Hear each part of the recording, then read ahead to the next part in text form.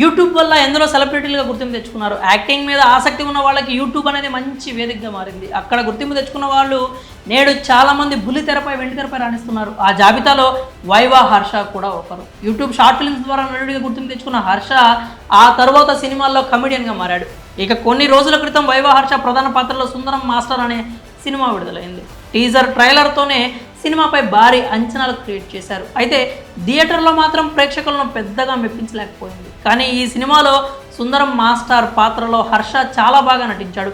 Emotional సీన్స్లో కంటతడి పెట్టించాడు. ప్రపంచానికి సంబంధం లేకుండా అడవిలో ఉండే ఓ పల్లెటూరికి ఇంగ్లీష్ మాస్టర్గా వెళ్ళి సుందరం అక్కడ ఎలాంటి కష్టాలు ఎదుర్కొన్నాడు, నేర్చుకున్న జీవిత పాఠాలు ఏంటి అనేది ఈ సినిమా కథ. అయితే హీరోగా మొదటి ప్రయత్నంలోనే సూపర్ హిట్ అందుకున్నాడు హర్ష. ఈ సినిమా బాక్సాఫీస్ వద్ద ఫస్ట్ డే 2,03,00,000 రూపాయల గ్రాస్ కలెక్షన్స్ రాబట్టింది. చిన్న సినిమా, ఎలాంటి అంచనాలు లేని మూవీ. కమెడియన్ హీరోగా నటించిన ఈ సినిమా ఫస్ట్ డే ఈ రేంజ్ కలెక్షన్స్ రాబట్టడం విశేషం అంటున్నారు. హీరోగా ఫస్ట్ మూవీతోనే హర్ష హిట్ కొట్టాడని ప్రశంసిస్తున్నారు. ఈ సినిమాకు వచ్చిన కలెక్షన్స్ గురించి తెలియజేస్తూ కొత్త పోస్టర్ రిలీజ్ చేశారు మేకర్స్. ఇందులో దివ్య శ్రీపాద హీరోయిన్గా నటించింది.